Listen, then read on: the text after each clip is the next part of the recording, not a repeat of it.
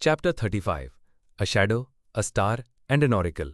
ऊपर था धूसर आसमान, नीचे काली कीचड़ और उनके बीच फैला हुआ था एक अंतहीन रक्त रंजित समुद्र। इस स्वप्निल पृष्ठभूमि पर दो सुंदर लड़कियां एक भूल भुलैया में चल रही थी। एक नाजुक और कोमल थी, सुनहरे बाल और बेकार भटकती हुई नीली आंखें। उसने एक साधारण ट्यूनिक पहन रखी थी, पैरों में चमड़े की सैंडल्स और कंधों पर समुद्री लहरों के रंग की एक हल्की सी चादर लिपटी थी। दूसरी लंबी और पतली थी, उसके रेशमी चांदी जैसे बाल थे और उसकी साफ धूसर आंखें सब कुछ जैसे भेद देती थी। उसके कपड़े काले समुद्री शैवाल से बने थे, अधपके और खुली त्वचा के साथ, जिससे उसका सुडौल शरीर और तेज तरार मुद्रा और भी स्पष्ट दिख रही थी। वो नंगे पांव थी, लेकिन हरकत में फुर्ती से भरी। एक सुनहरी रस्सी दोनों लड़कियों को आपस में बांधे हुए थी। वाह, क्या नजारा है, सनी ने सोचा।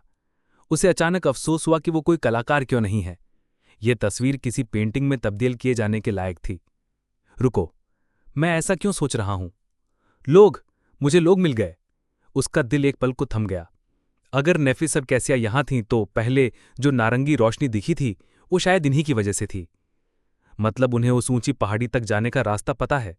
मतलब सनी को अब ऊंची लहरों से कुचले जाने की नौबत नहीं आएगी। तो अब मैं क्या करूं? वो लोगों से घुलने मिलने में कोई उस्ताद नहीं था। सच कहें तो वो तो एकदम विपरीत था। लोग उसे देखते ही खुद ब खुद दूर हो जाते थे, और वो भी आम हालातों में। यहां तो उसने पूरे 4 हफ्ते ये सुनिश्चित करने में लगा दिए थे कि अकेडमी में हर कोई उससे नफरत करे। शाबाश सनी! फिर भी कम से कम वो उपयोगी तो था। ऐसे हालात में एक अतिरिक्त शरीर भी भूखे राक्षसों से लड़ने में बड़ी मदद साबित हो सकता था। और फिर वो कोई आम लड़का नहीं था।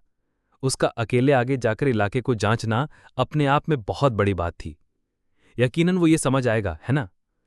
एक भारी सांस के साथ सनी ने परछाई को आदेश दिया कि वो छिपने की जगह से निकले और उस स्थान पर जाए जहां नेफिस उसे साफ दिख सके। सनी को उसकी परछाई की मन ही मन की आंखें घूमती हुई महसूस हुईं। जैसे ही परछाई हिली, नेफिस ने अकस्मात अपना हाथ उठाया और उसमें एक लंबी तलवार प्रकट हो गई जो हवा को चीरती हुई रक्षात्मक मुद्रा में आ गई। परछाई 2 कदम भी नहीं चली थी कि उसे चेंजिंग स्टार की तीखी आंखों ने भेद दिया। परछाई वहीं जम गई। ऐसा लगा जैसे वो खुद भी चौंक गई हो। कैसिया 1 कदम पीछे हटी। नेफ, क्या हुआ? नेफ ने तुरंत जवाब नहीं दिया, बस परछाई को ध्यान से देखती रही। फिर वो बोली, वहां एक परछाई है। कैसिया का गुड़िया जैसा चेहरा पीला पड़ गया। परछाई? स्कैवेंजर? नेफ ने सिर थोड़ा तिरछा किया। नहीं, ये एक इंसानी परछाई है। ये सुनकर कैसिया हैरान रह गई। इंसानी परछाई? वो कर क्या रही है? नेफ थोड़ी देर चुप रही। फिर वो बोली, असल में मैंने इसे पहले भेजा ताकि तुम मुझे तलवार से काटने से पहले समझ सको कि मैं इंसान हूं। नेफ ने तुरंत सिर घुमाया, सटीक तौर पर उस जगह को देख लिया जहां सनी छाया में छिपा था। उसकी तलवार थोड़ी आगे बढ़ी, जैसे नए खतरे की ओर इशारा कर रही हो। अगर तुम इंसान हो तो छाया में ऐसे क्यों छिपे हो, जैसे कोई डरावना आदमी हो? ओ भगवान, मैं डरावना आदमी नहीं हूं। सनी हड़बड़ा गया, लेकिन उसकी कमजोरी, फ्लॉ, निर्दयी थी। उसे जवाब देना ही था, और वो भी सच्चा। मतलब आप हो चेंजिंग स्टार नेफिस? सच कहूं तो मैं थोड़ा डरा हुआ था। नेफ चुप रही। उसके चेहरे से कुछ भी समझ पाना मुमकिन नहीं था। लेकिन सनी ने जानबूझकर उसके सच्चे नाम का इस्तेमाल किया था। अगर वो कोई राक्षस होता तो उसे ये नाम नहीं पता होता।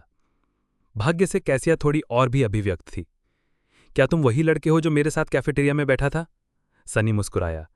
इस बीच नेफ ने कैसिया की ओर देखा। तुम उसे जानती हो? कैसिया ने सिर हिलाया। मैं उसकी आवाज पहचानती हूं। उसका नाम है सनलेस। वो रैंकिंग में मुझसे एक ऊपर था, दूसरे आखिरी स्थान पर। नेफ ने भौंहें चढ़ाईं, जैसे कुछ याद करने की कोशिश कर रही हो।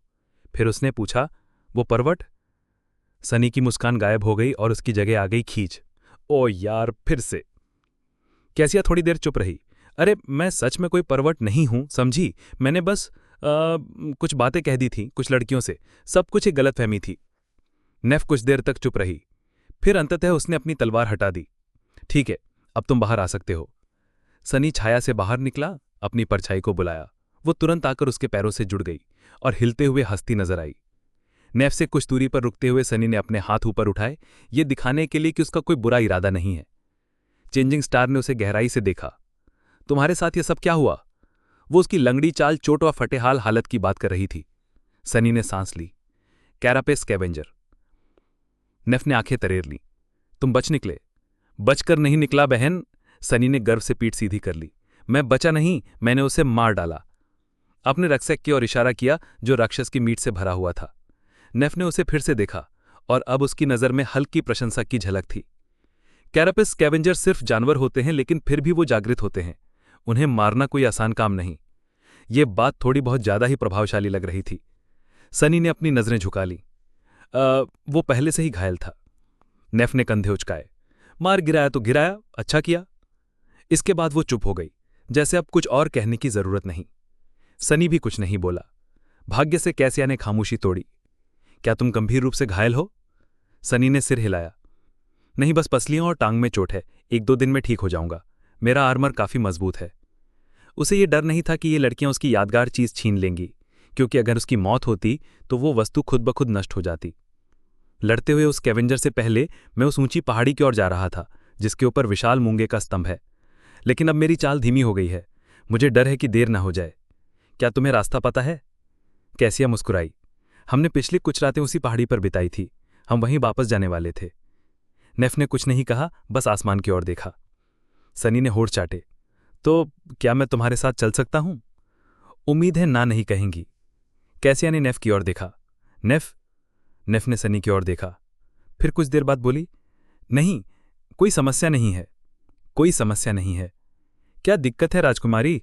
तुम पहले ही पूरा वाक्य क्यों नहीं बोलती? सनी के दिल की धड़कनें तेज हो गई। उसने मुस्कुराने की कोशिश की। अच्छा, ठीक है।